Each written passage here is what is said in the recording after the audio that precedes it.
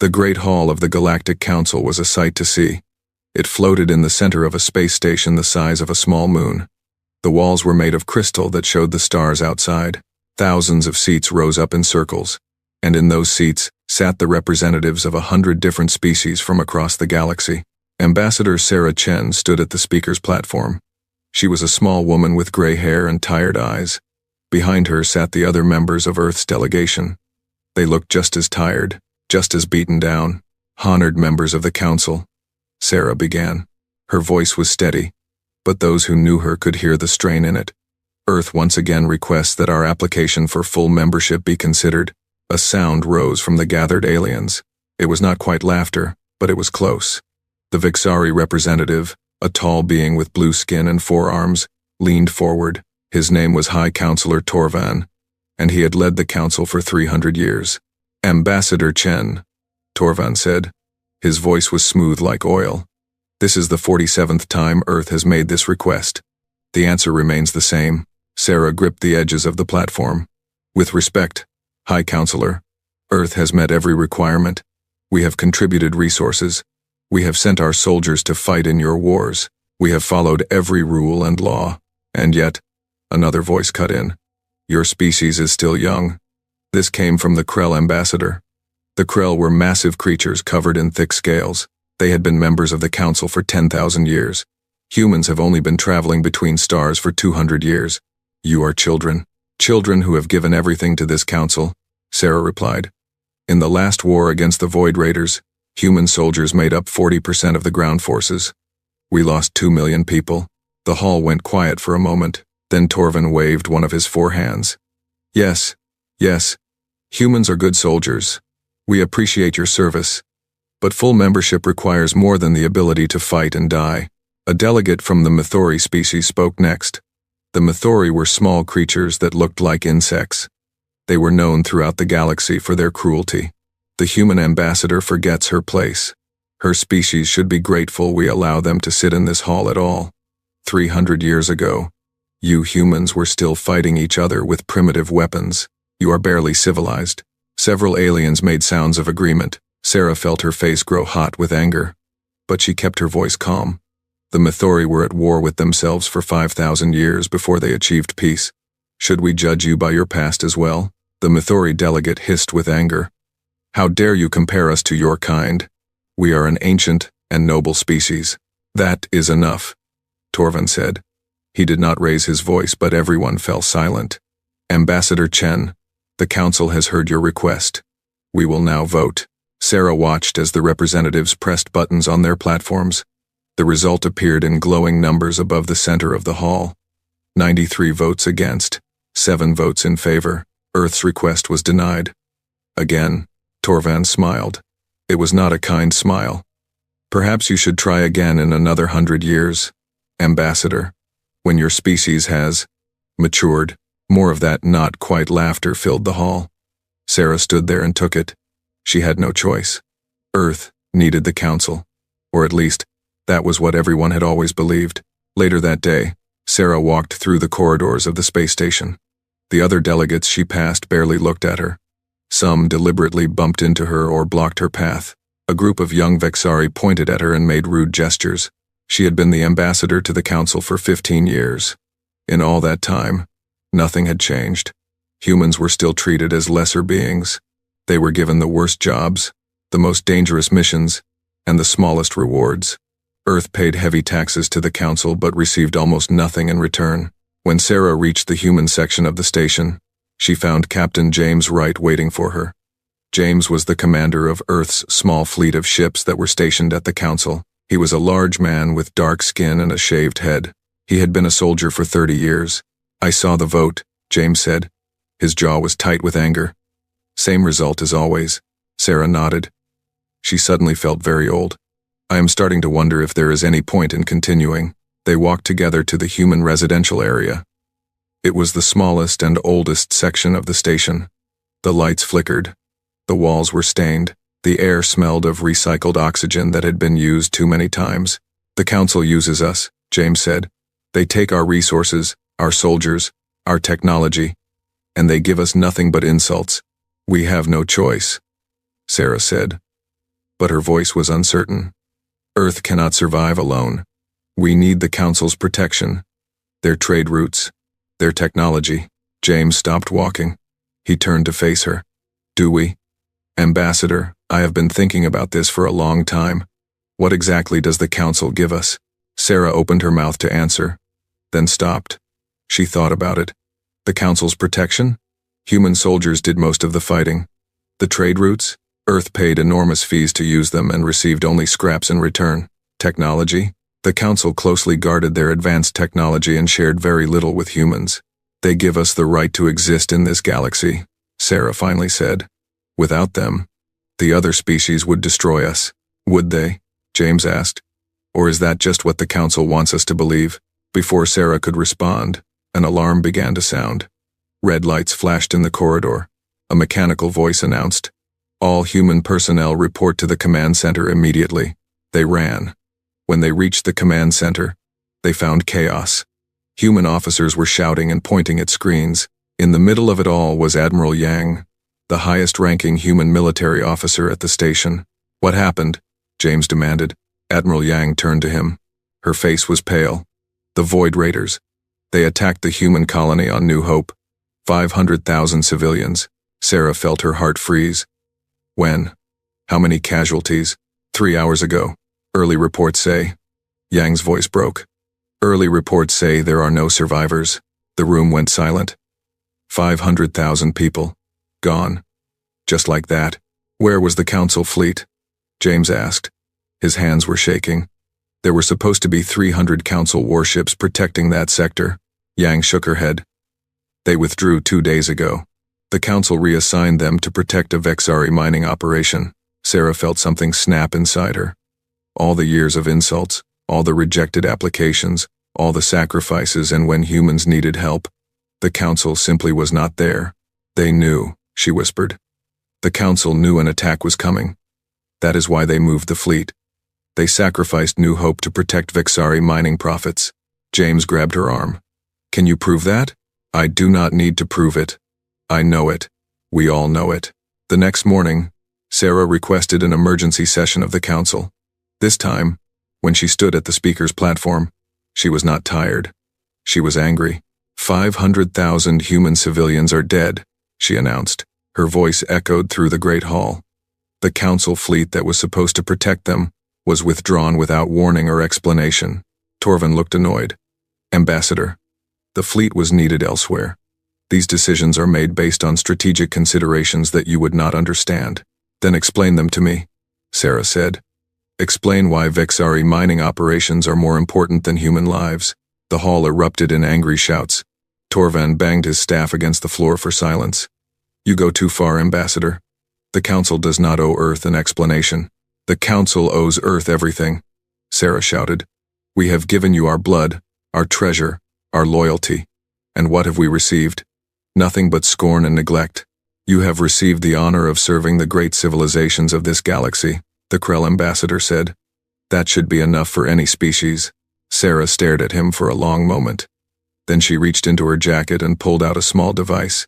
She pressed a button on it. Let the record show, she said clearly, that Earth formally withdraws from the Galactic Council. All treaties, agreements, and obligations are hereby terminated.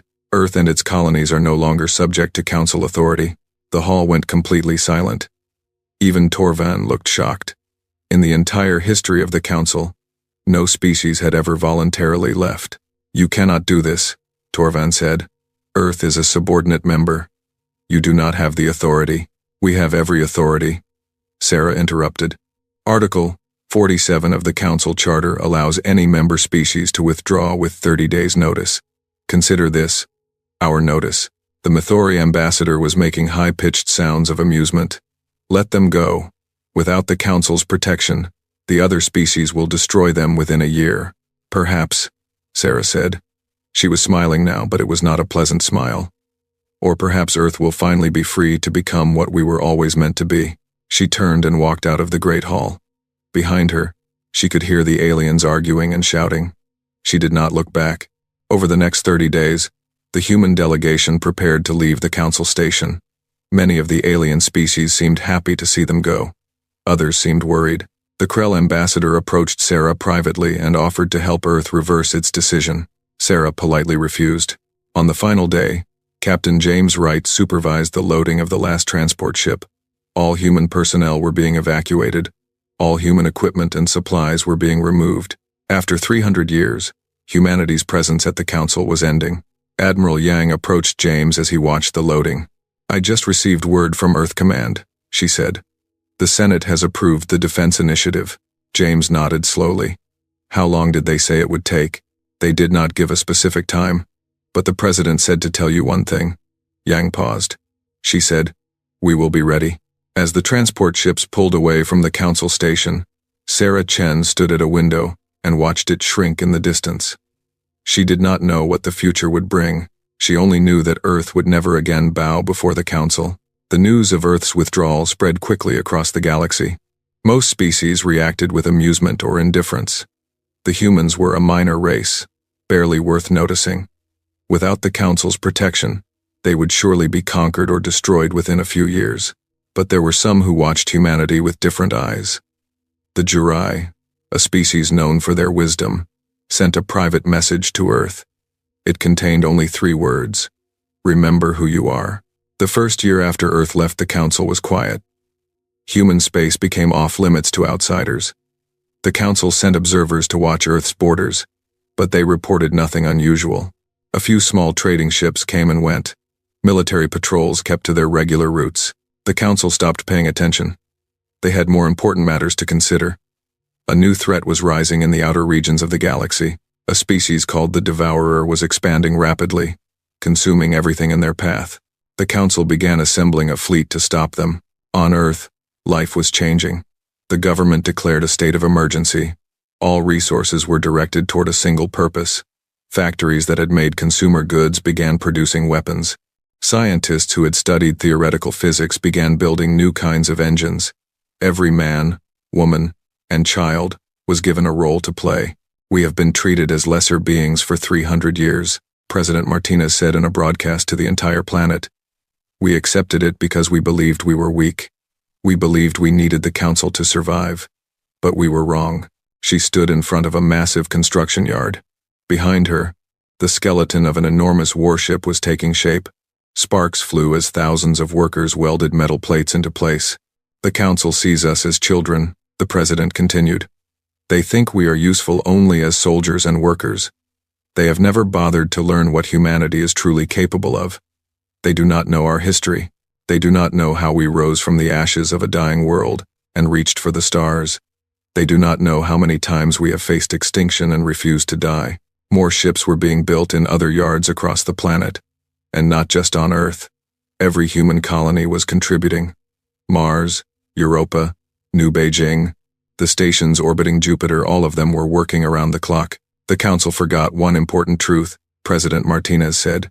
"Humanity is at its best when we are pushed against a wall. When everything seems lost, when all hope appears to be gone, that is when we show our true strength."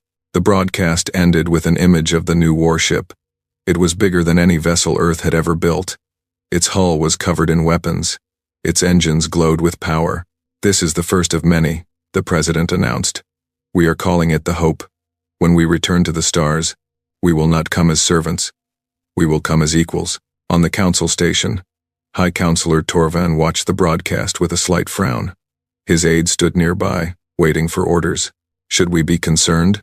the aide asked. Torvan laughed. "The humans are building one warship? How frightening. We have thousands." He waved a dismissive hand. "Let them play with their toys. When they are ready to apologize and return to their proper place, we will be here." He turned away and forgot about Earth entirely. He had more pressing matters to consider. The Devourer fleet was growing larger every day. The Council's military commanders were asking for more ships, more soldiers, more resources.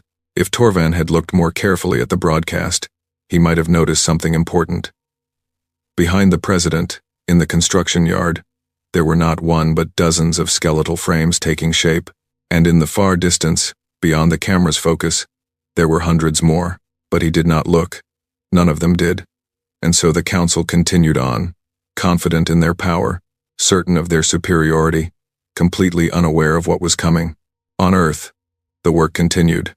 Day and night, the factories produced weapons.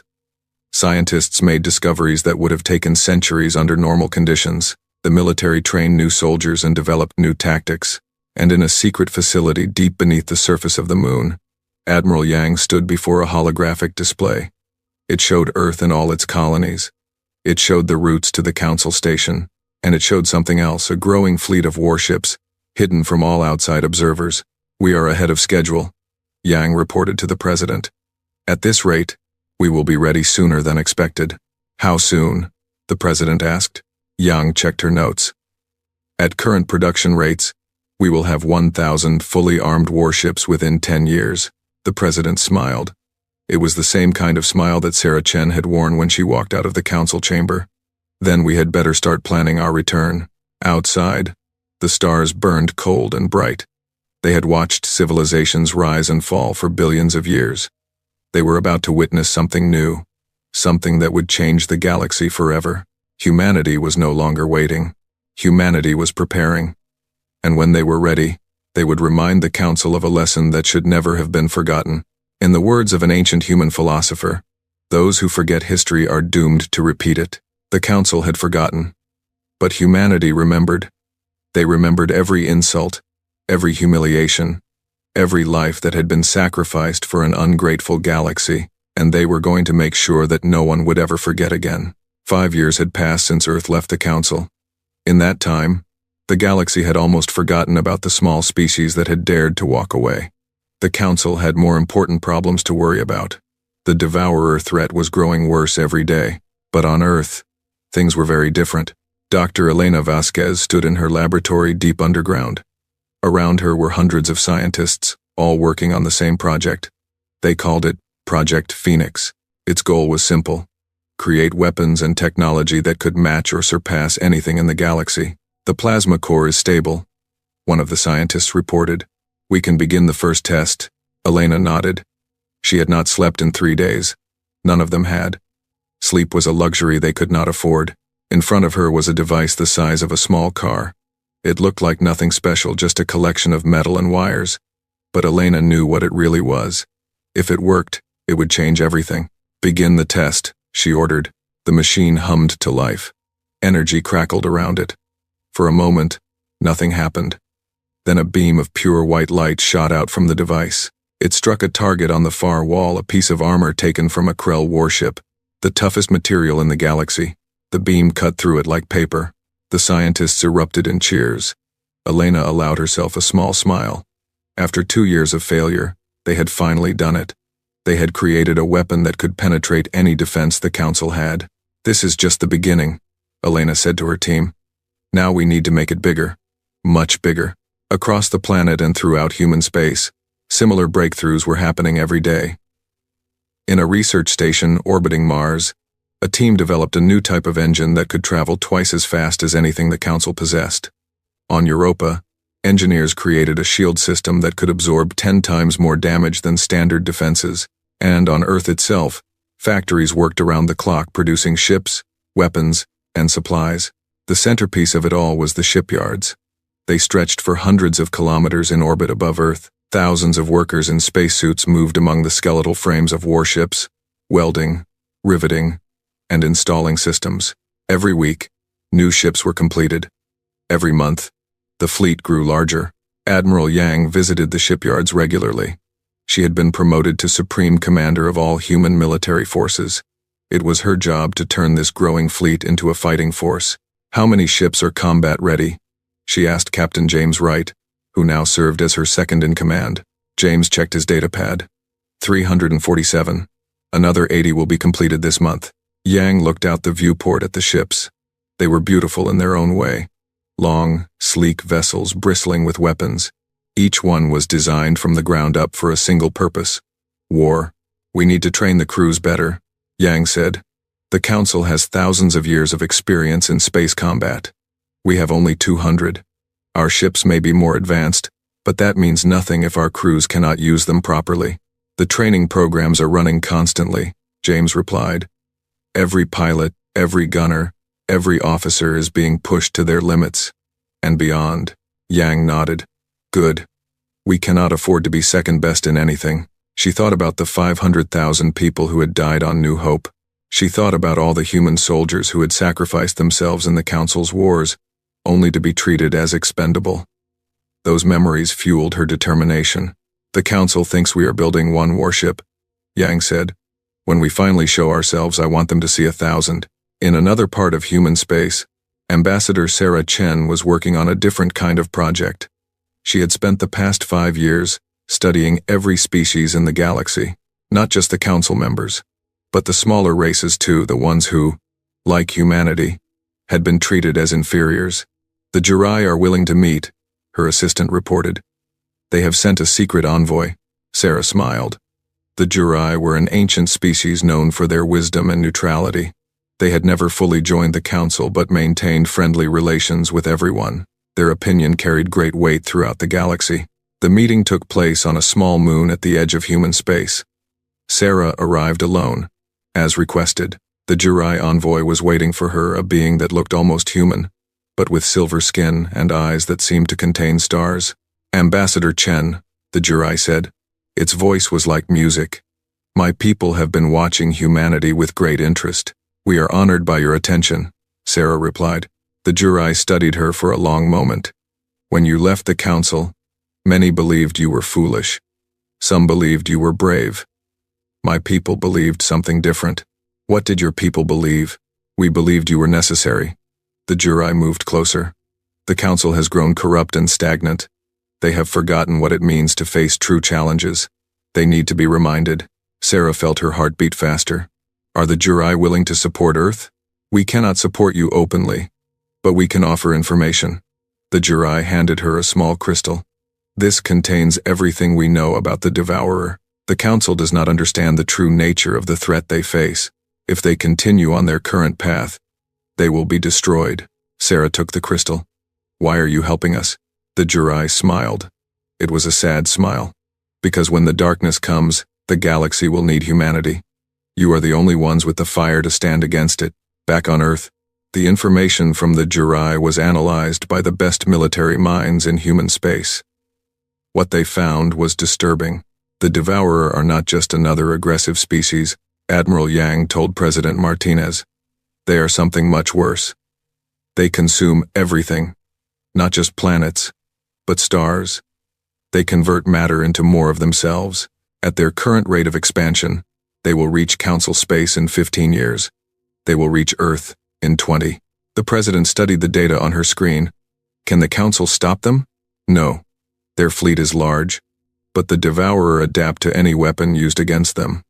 The Council keeps using the same tactics, the same technology. Eventually, the Devourer will become immune to everything they have. And us? Can we stop them? Yang paused. I do not know, but I know we have to try. If we do not, there will be no one left. The President made a decision. She called an emergency meeting of all human leaders, political, military, scientific, and civilian. For the first time, everyone was told the full truth. The galaxy faces extinction, the President announced. Not just humanity, but all life. The Devourer will consume everything if they are not stopped. The Council cannot stop them. That leaves us. The room was silent. Then, slowly, people began to speak. Some argued that humanity should hide, flee to another galaxy if possible. Others wanted to warn the Council and offer an alliance, but most expressed a different opinion. For 300 years, we served the Council faithfully, said General Marcus Cole, the oldest military officer in the room. They spat on us. They let our people die. Now they face destruction, and they expect us to save them? They do not expect anything from us, Sarah Chen replied. They have forgotten we exist. Then perhaps we should remind them, Cole said. But on our terms, not as servants, as equals. Or perhaps, he smiled grimly, perhaps as their only hope. The debate continued for hours. In the end, they reached a decision. Humanity would continue building its fleet. When the time was right, they would return to Council space. They would offer to help, but only if the Council agreed to fundamental changes in how humans were treated. And if they refuse, someone asked, then we will let them face the Devourer alone, the President replied. and hoped that enough of them survived to learn from their mistakes. The years continued to pass. Earth's fleet grew larger and more powerful. Training exercises became more intense and realistic. Scientists continued to push the boundaries of what was possible. In the 8th year, Dr. Elena Vasquez made her greatest discovery. She called it the Unity Field, a device that could link the minds of an entire fleet, allowing them to fight as a single entity. No more communication delays. No more misunderstandings. Every ship would know exactly what every other ship was doing, and they would move and fight as one. "This is impossible," Admiral Yang said when she saw the first demonstration. "No other species has anything like this. That is because no other species thinks the way we do," Elena explained. "Humans have always been good at working together. We form teams, families, nations. We unite against common threats. This technology simply amplifies what we already do naturally." The Unity Field was installed in every ship in the fleet. Training exercises improved dramatically. Ships that had been good became excellent. Crews that had been skilled became perfect. On the 10th anniversary of Earth's departure from the Council, Admiral Yang stood on the bridge of the flagship now named the Vengeance. Around her, visible through the enormous viewports, were 1,000 warships. They filled space as far as the eye could see. "Fleet status report," Yang commanded. "All ships reporting ready, Admiral," her tactical officer replied. "Weapon systems at full power, shields charged, crews standing by." Yang looked at the fleet, her fleet. Each ship was a masterpiece of engineering, crewed by the best-trained soldiers in the galaxy. Together, they represented everything humanity had worked for. 10 years ago, we were treated as nothing, Yang said, her voice carrying across the ship's communication system. 10 years ago, we were insulted, ignored, and abandoned. The Council believed we would wither and die without them. She paused. Around the fleet, every crew member was listening. They were wrong. We did not wither. We did not die. Instead, we grew stronger. We became something they never imagined. We became warriors. The fleet was silent, waiting. Soon, we will return to Council space. Not as servants, not as beggars. We will return as a force unlike anything the galaxy has ever seen. And when we arrive, the Council will have a choice. They can accept us as equals and join us in fighting the true enemy. Or they can face the Devourer alone. In every ship, soldiers stood straighter. Pride filled their hearts. "I know which choice they will make," Yang continued. "Because when they see what we have become, they will understand what humanity truly is. We are not children. We are not inferior. We are the species that survived ice ages and world wars. We are the species that conquered diseases and split atoms. We are the species that looked at the stars and refused to stop until we reached them." She raised her fist. "We are humanity, and the galaxy is about to remember why they should never have underestimated us." A roar went up from the crew. It was echoed across every ship in the fleet. 1,000 warships, crews united in purpose and determination. At that moment, far away in Council space, High Counselor Torvan was attending yet another meeting about the Devourer threat. Reports were increasingly grim.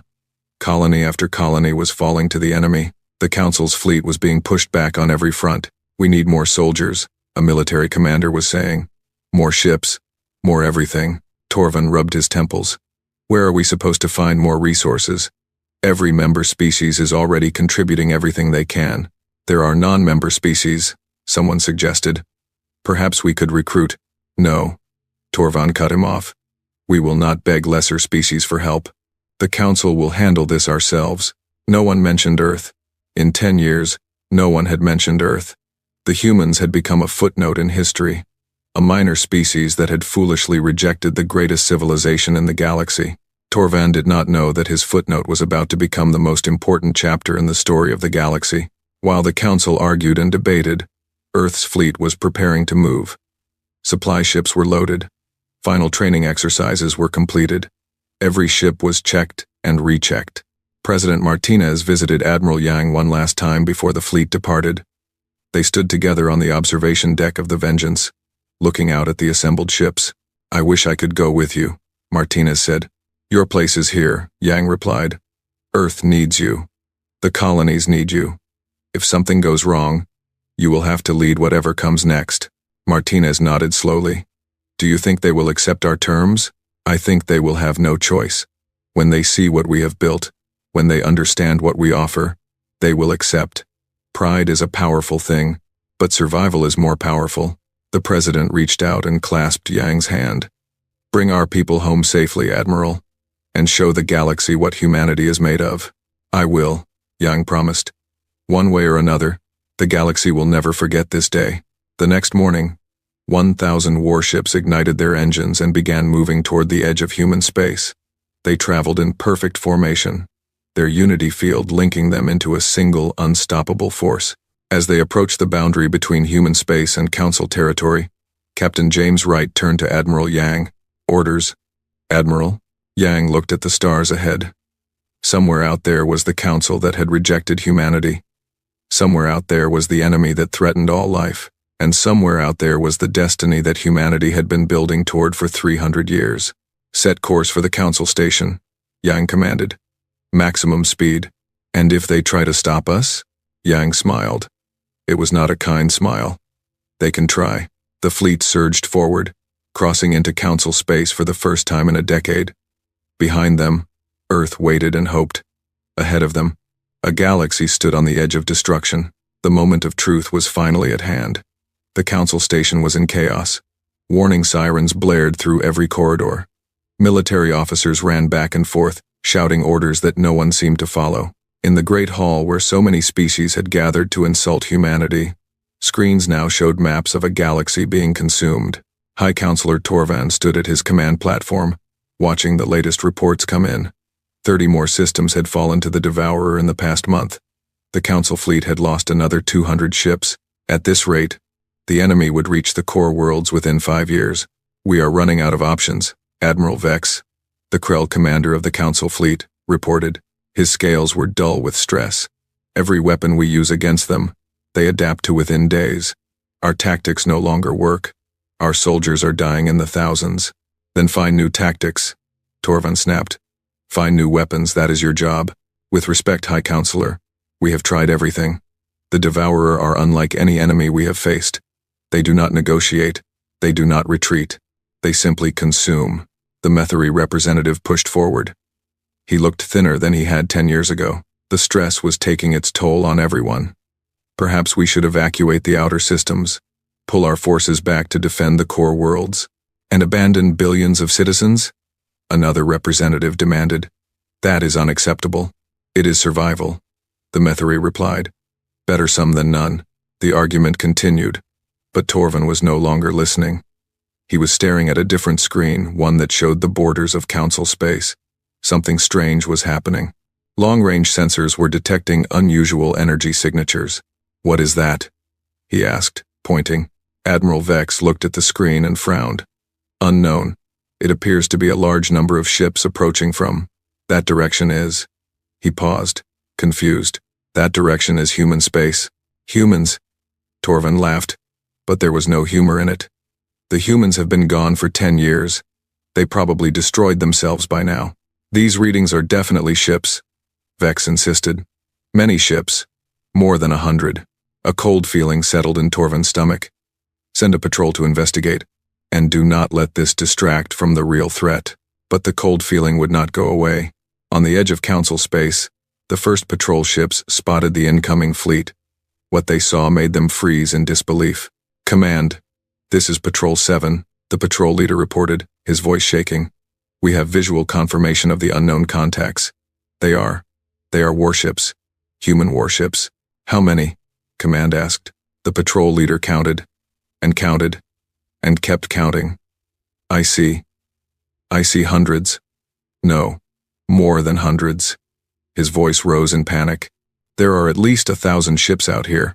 At the Council station, the report was received with stunned silence. Torvan stared at the communication officer as if he had grown a second head. Say that again, he ordered. 1,000 human warships, High Counselor. They are on a direct course for the Council station. The Great Hall erupted in panicked chatter. Representatives shouted questions and demands. Military officers began calculating defense plans. Everyone was confused and afraid. This is impossible, Torvan said. The humans had barely 50 ships when they left. They could not have built this many in 10 years. It must be a trick. So, it is no trick, a new voice said. Every eye turned to the main communication screen. It flickered, and then a face appeared, a face that Torvan remembered. It was older now, with more lines and gray hair, but the eyes were the same. Hard, determined, unafraid. Ambassador Chen, Torvan said slowly. This is unexpected. Sarah Chen smiled. Hello, High Counselor. I told you that Earth would not be waiting 100 years. What is the meaning of this? You bring warships into Council space without permission? We do not need your permission. We are not members of your council. Sarah's smile faded. But we are not here to fight you, Torvan. We are here to save you. The hall went quiet. Torvan opened his mouth, closed it, and opened it again. Save us? From what? From the Devourer. From your own pride. From extinction. Sarah leaned forward. We know about your war, Torvan. We know that you are losing. We know that if something does not change, every species in this galaxy will be consumed. How do you know this? Because while you were ignoring us, we were paying attention. We know the Devourer better than you do. We have developed weapons and tactics that can actually hurt them, and we are willing to share them with the Council under certain conditions. Torvan's 4 hands clenched into fists. You dare dictate terms to us? We dare because we can, Sarah replied calmly. Look at our fleet, Torvan. 1,000 warships, each one more advanced than anything you possess. We could destroy your station right now if we wanted to. We could carve a path through your territory and take whatever we pleased. But that is not why we came. Admiral Vex stepped forward. High Counselor, I have been analyzing their ships. The ambassador is telling the truth.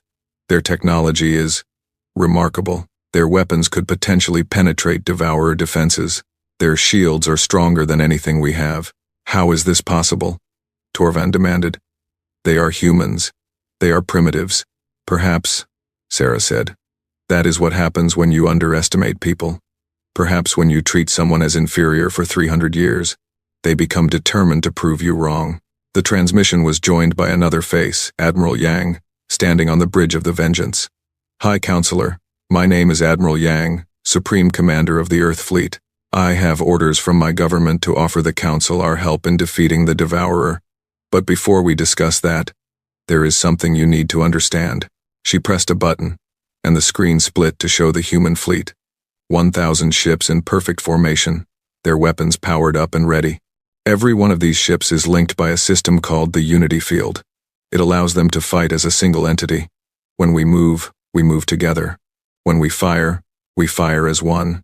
The Devourer adapt to individual weapons and tactics. They cannot adapt to 1,000 ships acting with one mind. The representatives in the hall murmured to each other. Some looked frightened. Others looked hopeful. What are your conditions? Torvan asked. His voice was strained. Sarah took over again. First, Earth and all human colonies will be recognized as full and equal members of the Galactic Council. Not subordinates. Not servants. Equals. That is, acceptable, Torvan said through gritted teeth. Second, all human soldiers who died in service to the Council will be honored. Memorials will be built. Their sacrifice will be remembered. Fine. Third, the Council will pay reparations to the families of the 500,000 civilians who died on New Hope. The attack that you allowed to happen, Torvan's face twisted with anger. We did not allow. You withdrew your fleet to protect Vexari mining interests. Sarah cut him off. We have proof. Accept responsibility, or we leave. A long silence followed. Finally, Torvan nodded. Very well. We accept responsibility. Fourth, Sarah continued. The Council will reform its voting system. Every member species, regardless of age or size, will have an equal voice in decisions. No more domination by the old races. This caused an uproar. The Krell ambassador slammed his massive fist on his platform. Outrageous. We have been members for 10,000 years. You cannot expect us to have the same voice as species that joined yesterday. Then enjoy fighting the Devourer without us. Admiral Yang said. We will watch from a safe distance. The Krell ambassador opened his mouth to argue, but Admiral Vex grabbed his arm. Be quiet, you fool. Look at their ships. Look at their weapons. Without them, we are dead. The debate continued for an hour, but the outcome was inevitable. One by one, The representatives agreed to Earth's terms. They had no choice. Their backs were against the wall, and humanity was the only hope they had left. When all the conditions were accepted, Sarah Chen addressed the council one final time. "Thank you for your cooperation. I know this was not easy for you. Your pride has taken a blow today. But pride means nothing if we are all dead." She paused, looking at the assembly, the same assembly that had rejected Earth 47 times. The same assembly that had laughed at humanity and called them children. 10 years ago, I walked out of this hall in anger. I believed the council was beyond saving. I believed you would never change. Her voice softened slightly. I hope I was wrong. I hope that when this war is over, we can build something better together. A galaxy where all species are truly equal, where no one is treated as inferior. She straightened. But first, we must survive. And to do that, we must fight. Admiral Yang will now brief you on our battle plan. Yang stepped forward. Behind her, tactical displays showed maps of devourer-controlled space. The enemy has consumed approximately 15% of the galaxy. Their main force is currently moving toward the Krell homeworld. If they take it, they will gain access to the largest shipyards in Council space. We cannot allow that to happen. The Krell homeworld? The Krell ambassador looked terrified. My people, my family, will be safe if our plan works, Yang assured him. The Earth fleet will lead the attack. We will draw the Devourer's main force into a trap. Council ships will provide support and cut off their escape routes. You want us to follow your orders? A Vexari commander asked. Human orders? Do you have a better plan? Yang replied. Have any of your tactics worked so far? The commander was silent. I thought not. Here is how this will work. The Unity field can be extended to include Council ships if their crews agree to link with us. You will see what we see. You will know what we know. And together, we will fight as one fleet. Link our minds with humans? The Methari representative made a sound of disgust. Never. Then your ships can stay behind, Yang said. We will save the galaxy without you. In the end, most of the Council species agreed to the link. Only the Methori refused entirely. They would watch the battle from a safe distance, they said. If humanity proved itself, they would consider joining later. Yang did not argue. She had expected this. The Methori had always been the most hostile to humanity. Let them watch. Let them see what they had missed. The combined fleet assembled at the edge of Krell space. Earth's 1,000 warships formed the center, surrounded by 3,000 Council vessels. It was the largest fleet ever gathered in the history of the galaxy. On the bridge of the Vengeance, Admiral Yang activated the Unity field. She felt the minds of her crew connect, not reading thoughts, but sharing awareness. She knew where every ship was, what every weapon was doing, how every crew member felt. Then the Council ships linked in. It was different. Alien minds touched hers. Krell warriors, steady and strong. Vexari tacticians, quick and clever. Jirai observers, calm and ancient. Hundreds of species, all connected. For a moment, Yang felt overwhelmed.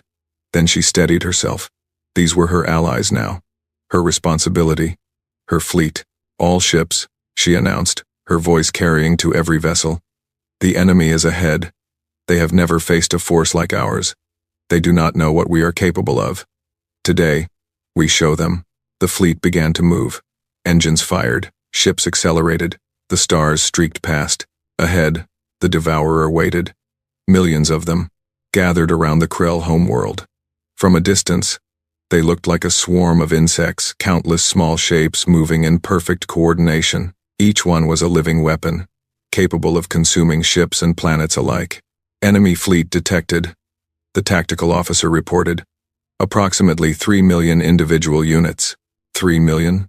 Someone on the Council frequency gasped. That is, we cannot fight 3 million. Yes, we can, Yang replied. Trust the plan.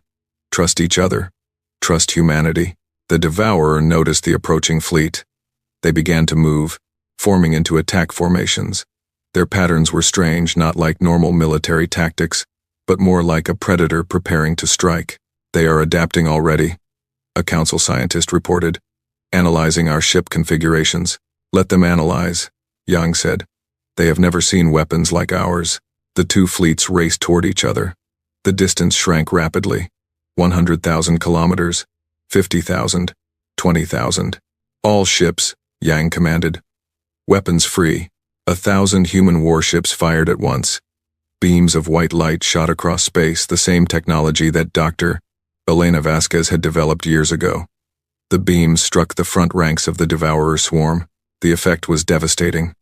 Devourer units exploded by the thousands. Holes appeared in their formation.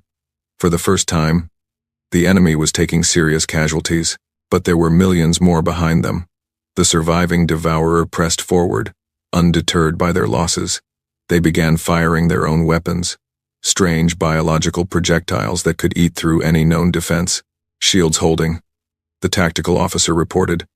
The new shielding is working. Council ships followed the human lead, firing their own weapons. The combined firepower was immense. Space became a chaos of energy beams, explosions, and dying Devourer. But the enemy kept coming, and they were starting to adapt. Some Devourer units were developing new armor that resisted the human beams. Others were finding ways to bypass the shields. They are learning faster than expected, a Krell commander reported. Our weapons are becoming less effective. Then we change weapons, Yang replied. All human ships switched to secondary armament. The 1,000 human ships stopped firing their beam weapons. Instead, they launched missiles, but not ordinary missiles. These were filled with a substance that Dr. Vasquez's team had developed specifically for the Devourer, a biological agent that disrupted their ability to adapt. The missile struck home. Devourer units that were hit began to malfunction. Their adaptations failed. Their coordination broke down. They started attacking each other.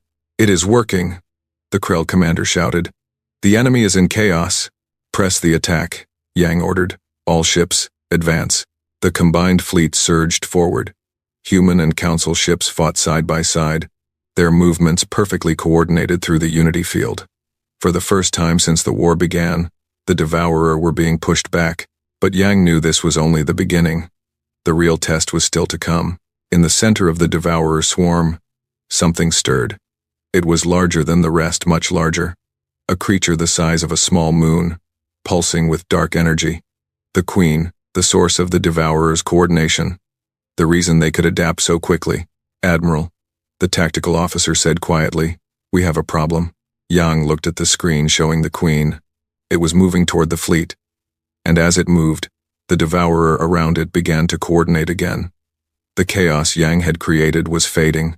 I see it, Yang replied. All ships, focus fire on the Queen.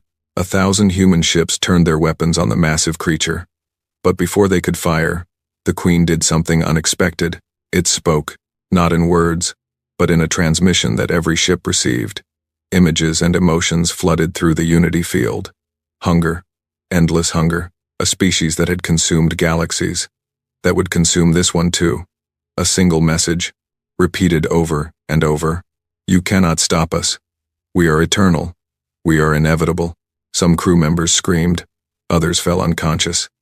The unity field wavered as minds tried to process the alien contact, but Admiral Yang stood firm. She had faced despair before. She had watched her people be humiliated for 300 years. She had seen colonies destroyed while the Council did nothing. This was just another enemy trying to break her spirit. Wrong, she said, her voice cutting through the chaos. You are just another obstacle. And humanity does not stop for obstacles. She took direct control of the unity field, steadying the minds connected to it. Human and alien alike felt her determination, her absolute refusal to accept defeat. All ships, Yang commanded. Follow my lead, the fleet responded. 1,000 human warships and 3,000 Council vessels moved as one, charging directly at the Queen. They fired everything they had: beams, missiles, conventional weapons, experimental devices. The sky filled with light. The Queen screamed. It was a sound that shook the fabric of space itself, but it was a sound of pain.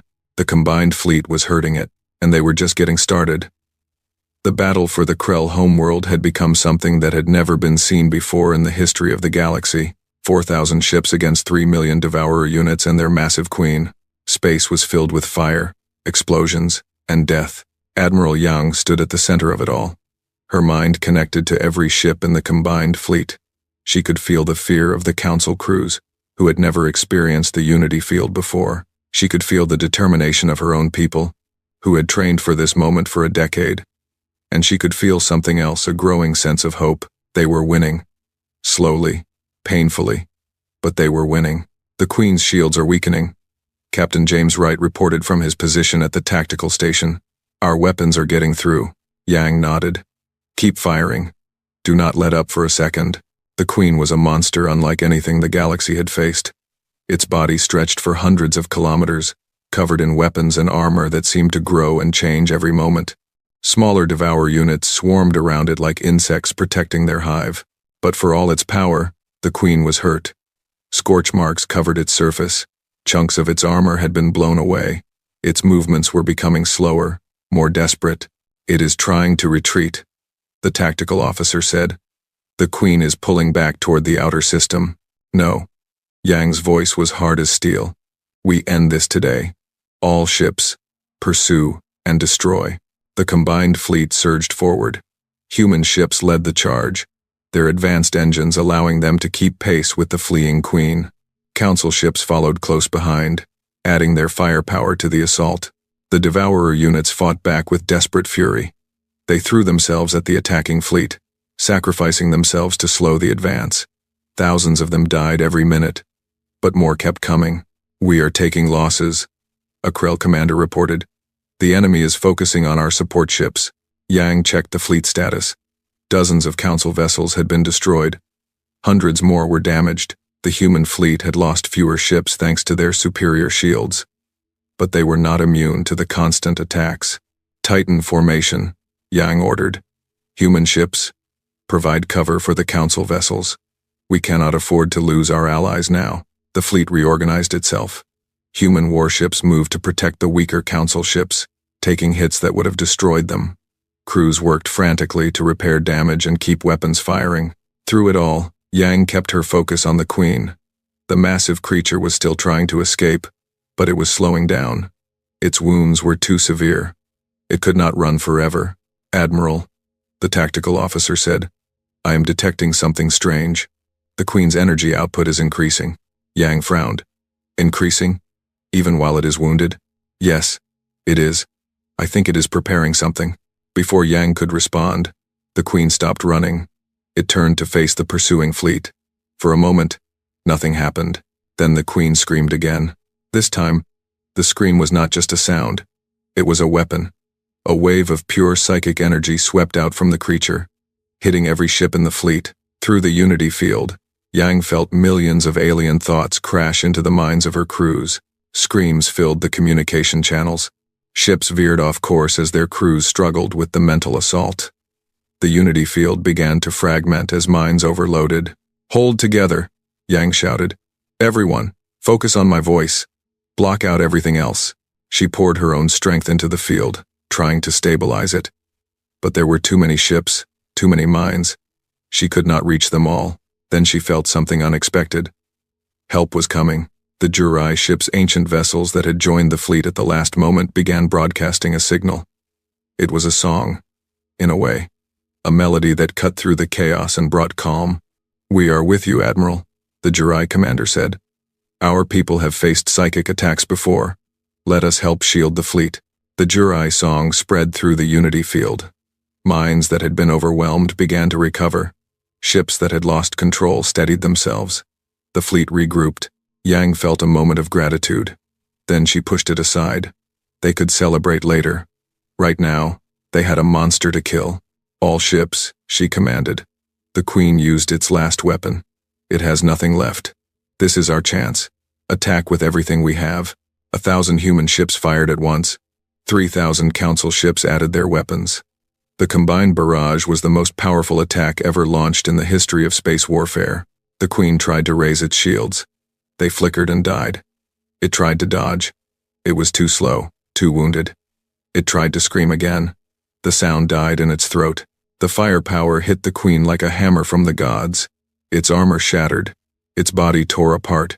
Explosions ripped through it from inside as vital systems failed. For a long moment, the Queen hung in space, broken and dying. Then, it exploded. The blast was visible from the Krell homeworld. Billions of citizens looked up and saw a new star appear in the sky, a star made of fire and death and hope. When the light faded, there was nothing left of the Queen but scattered debris. "Target destroyed," the tactical officer reported. His voice was shaking. The Queen is dead." A roar went up from the fleet. Human crews cheered. Council crews shouted in joy. Aliens who had never spoken to each other before embraced and cried. But Admiral Yang did not celebrate. She was watching the Devourer swarm.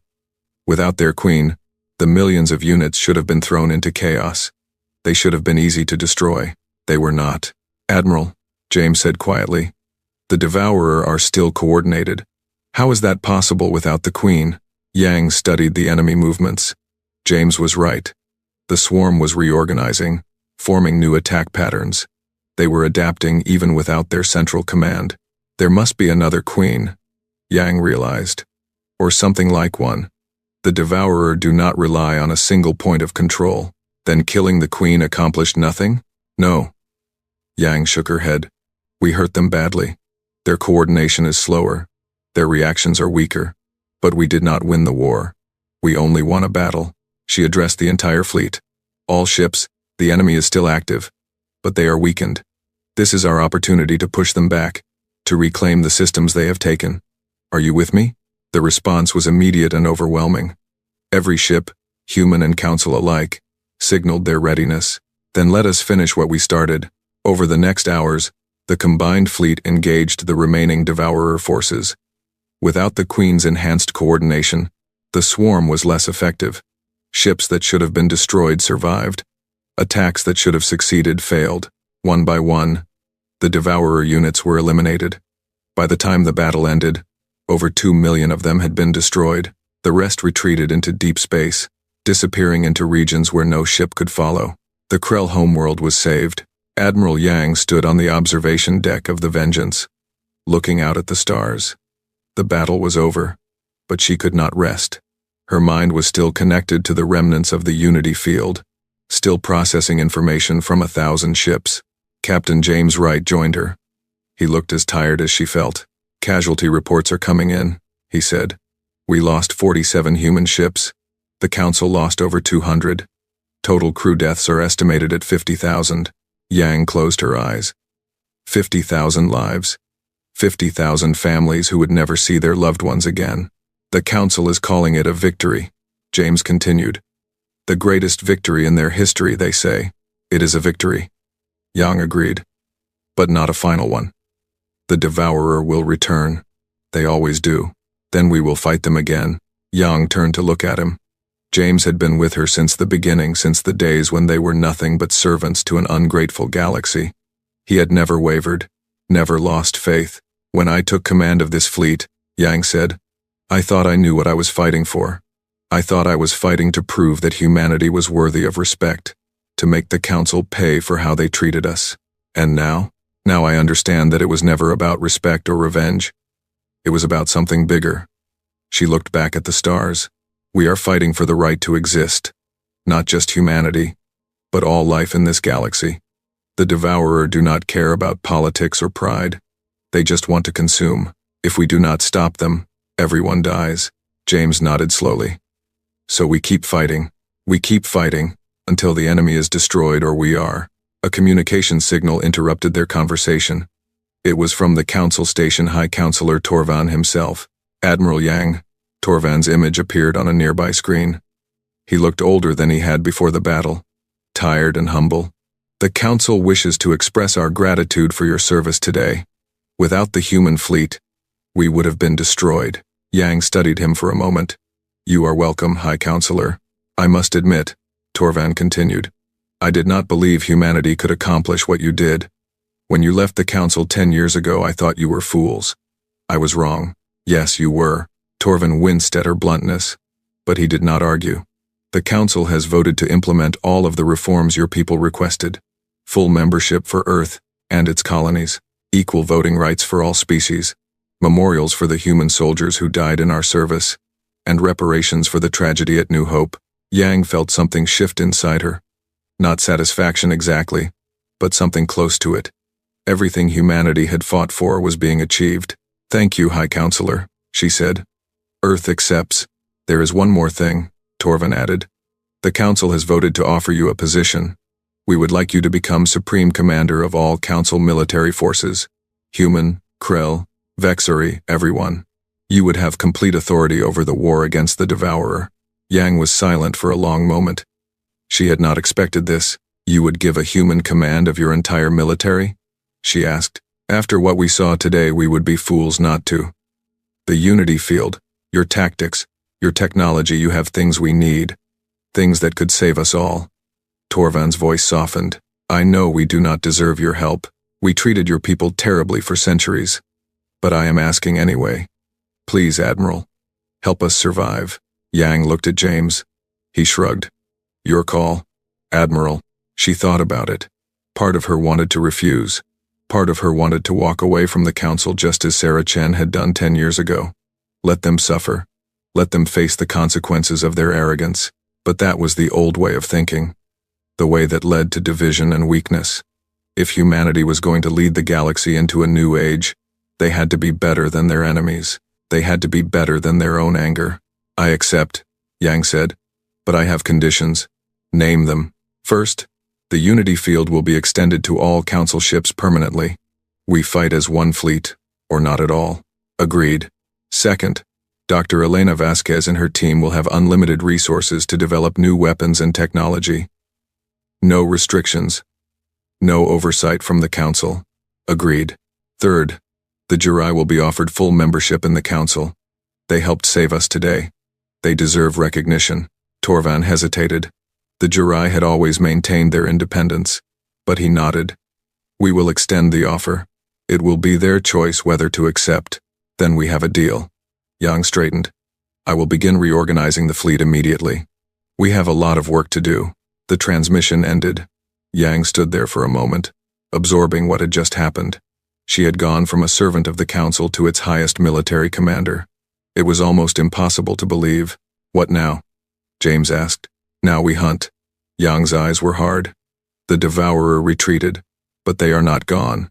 They are out there, regrouping, adapting. We need to find their remaining queens and destroy them before they can rebuild their strength. How many queens do you think there are? I do not know, but we will find out. She turned to leave the observation deck. Contact Sarah Chen. Tell her to begin diplomatic outreach to every species in the galaxy. If they are not members of the Council, offer them membership. If they are hostile, offer them peace. We need every ally we can get. And if some species refuse to help, Yang paused at the door. Then they can face the Devourer alone when the time comes. But I think most of them will join us. They saw what happened today. They know that unity is the only way to survive. She left to begin her work. There was so much to do, reorganizing the fleet, planning the next campaign, coordinating with thousands of different species. It would be the hardest task of her life, but for the first time, she felt something she had not felt in a long time. Hope. Real hope that they might actually win this war.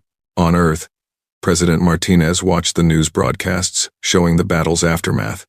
Celebrations were breaking out across the planet. People danced in the streets, waving flags and chanting. The victory had united humanity like nothing in history.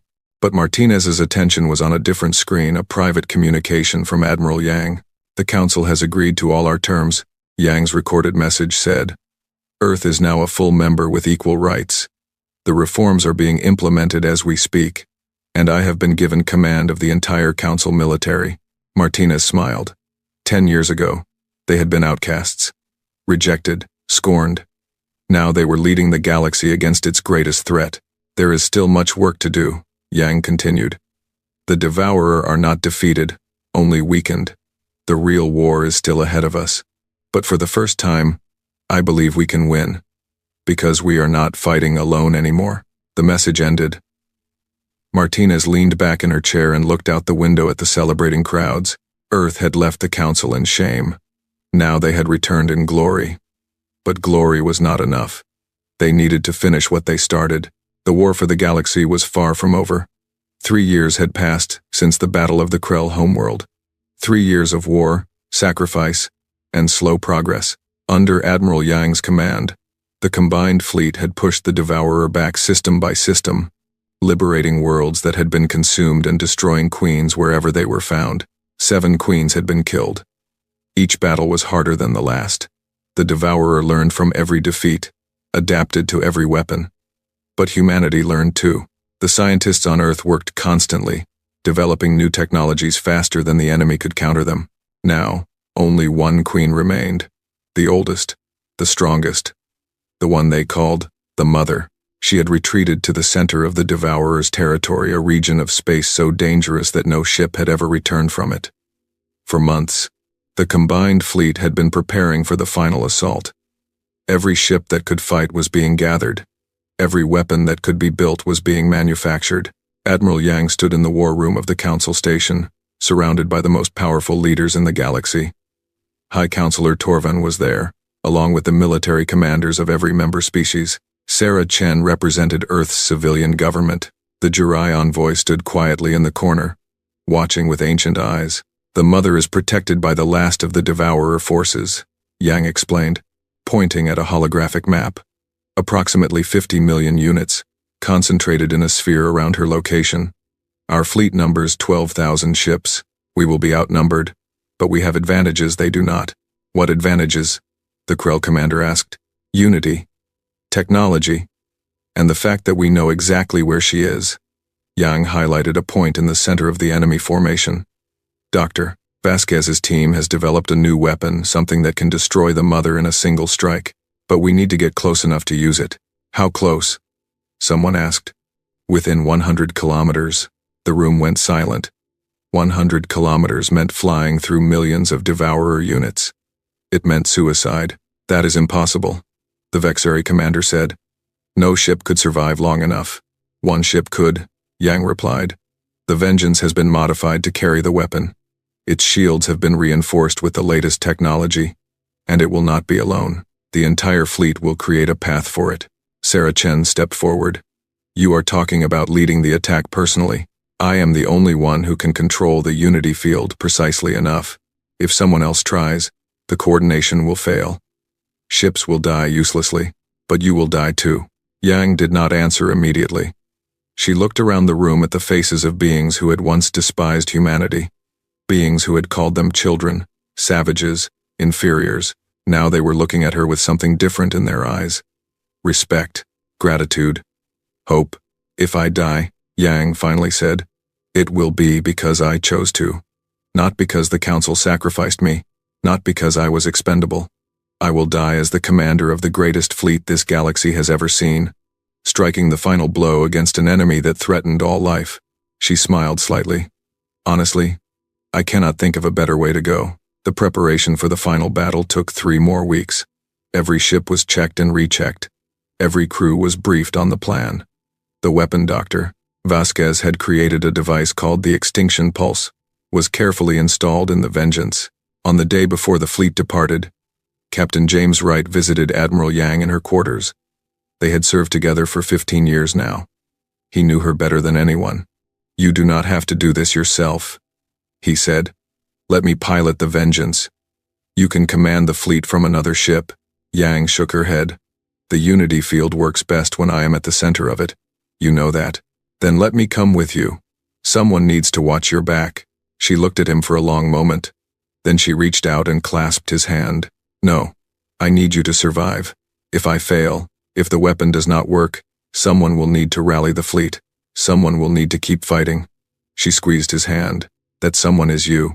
James wanted to argue, but he could see in her eyes that her mind was made up. She had always been stubborn. It was one of the things he admired most about her. Then make sure you do not fail, he said. The galaxy still needs you. I still need you. Yang smiled. I will do my best. The next day, 12,000 ships gathered at the edge of Devourer space. It was the largest fleet ever assembled in the history of the galaxy. Ships from 100 different species flew side by side, their crews linked by the unity field that Yang had taught them to use. On the bridge of the Vengeance, Yang took her command chair. Around her, a skeleton crew operated the essential systems. Most of the ship's normal complement had been transferred to other vessels. Only volunteers remained, people who had chosen to fly into almost certain death. All ships, Yang broadcast to the fleet. Today, We end this war. For 3 years, we have fought the Devourer across the galaxy. We have lost friends and family. We have sacrificed more than any species should have to sacrifice. Images of the war flashed through the unity field. Battles won and lost. Planets liberated. Soldiers who had died fighting. 50 million dead across all species, including 3 million humans. But we are still here, Yang continued. We are still fighting. And today, we will destroy the enemy once and for all. The fleet began to move. 12,000 ships accelerated toward the Devourer sphere, weapons powering up, shields at maximum. As they approached, the enemy responded. 50 million Devourer units swarmed toward the incoming fleet, forming defensive barriers and attack formations. The space between the two forces filled with deadly intent. Hold formation, Yang commanded. Wait for my signal. The distance closed. 1 million kilometers. 500,000, 100,000. Now, 12,000 ships fired at once. The combined firepower was beyond imagination enough to destroy planets, to shatter moons, to burn holes in the fabric of space itself. The front ranks of the Devourer swarm simply ceased to exist, but there were millions more behind them. They poured forward like a wave of death, crashing against the fleet's shields. Ships began to take damage. Some began to die. Maintain fire, Yang ordered. Create a path for the vengeance. The fleet fought with everything it had. Human ships used their advanced weapons to cut through the enemy. Krell warships absorbed damage that would have destroyed lesser vessels. Vexari fighters darted through the chaos, destroying Devourer units with precision strikes. Even the Mythori, who had finally joined the war, contributed their powerful chemical weapons. Slowly, painfully, a gap opened in the enemy formation, a corridor of clear space leading toward the mother at the center. Vengeance, you are clear to advance, James reported from his command ship. His voice was steady, but Yang could feel his fear through the unity field. Understood. Maintaining contact as long as possible. Yang looked at her crew. This is it. Everyone knows their job. Let us finish this. The Vengeance surged forward, entering the corridor. Behind it, the fleet closed ranks, protecting its rear from enemy attacks. Ahead, millions of Devourer units waited. They had 10,000 kilometers to go. The first wave of attackers hit them at 8,000 kilometers. Devourer units swarmed the ship, trying to breach its shields. The Vengeance's weapons fired constantly, destroying enemies by the hundreds, but more kept coming.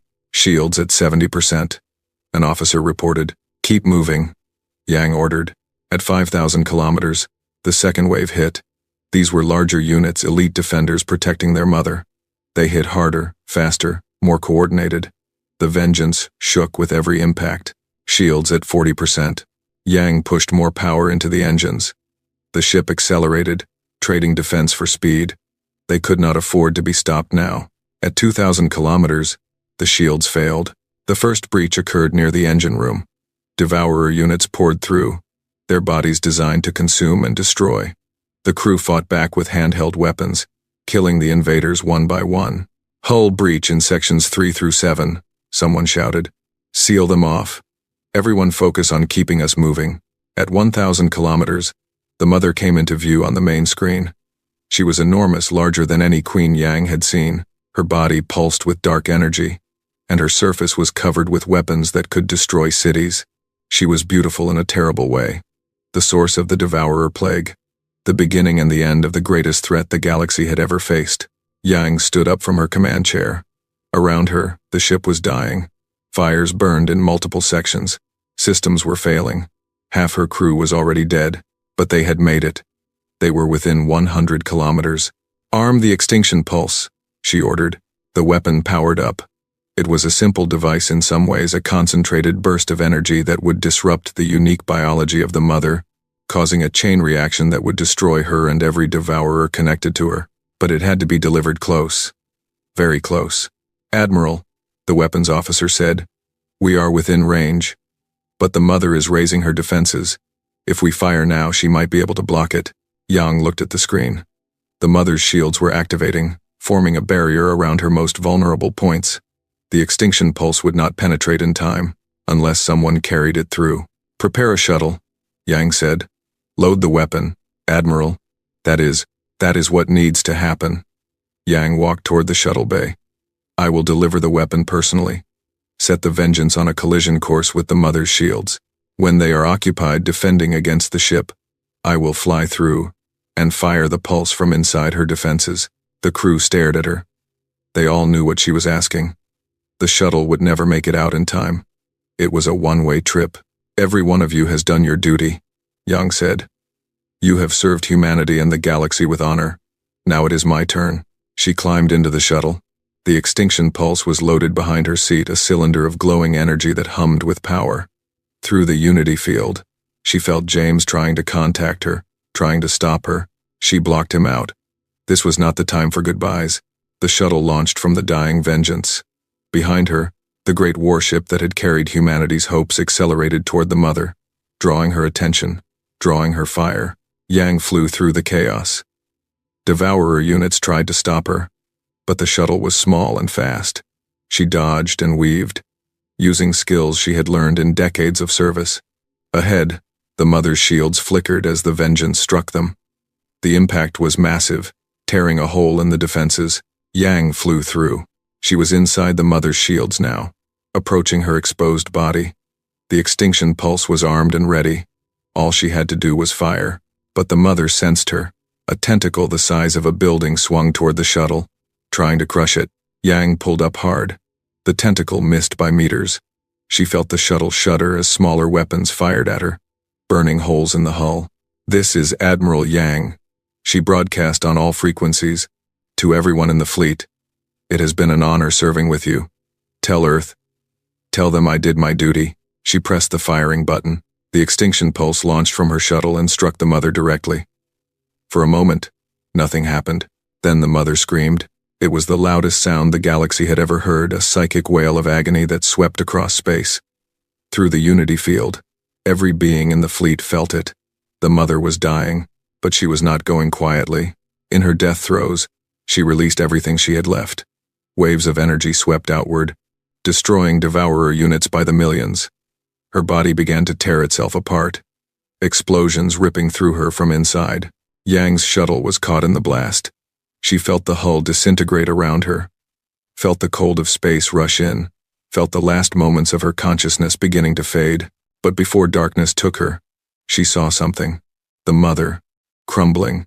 The Devourer swarm, falling silent as their connection to their source was severed.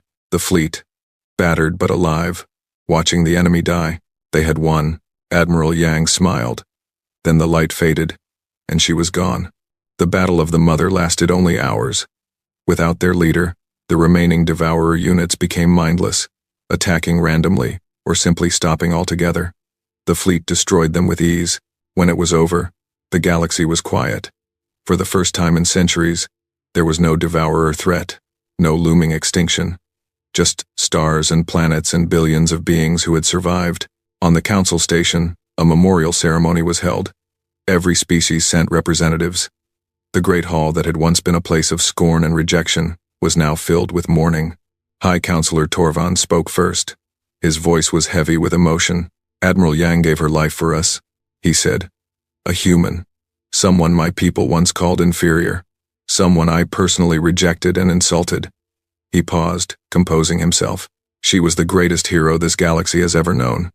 And we did not deserve her. Sarah Chen spoke next. She was older now, her hair completely white, her face lined with years of stress and struggle. Admiral Yang was my friend, she said. She was humanity's finest warrior. But she was more than that.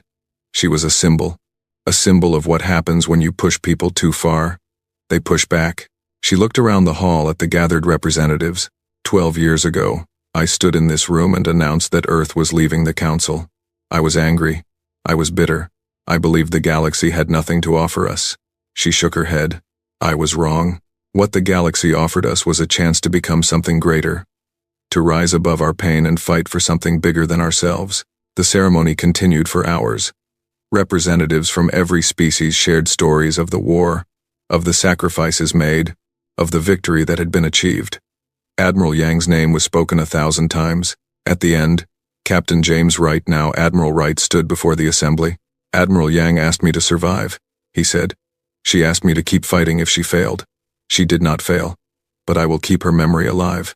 He held up a medal, the highest honor the council could bestow.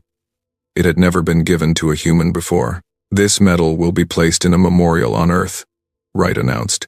Anyone who wants to pay their respects to Admiral Yang will be welcome. Human, Krell, Vexari, it does not matter. We are all one people now. The assembly rose and bowed their heads in respect. Outside, the stars shone bright and peaceful. The war was over. The Devourer were gone, and the galaxy had been changed forever. In the years that followed, the reforms that Earth had demanded were fully implemented. The Council became a true democracy, with every species having an equal voice. Trade barriers were removed. Knowledge was shared freely. The divisions that had plagued the galaxy for thousands of years began to heal.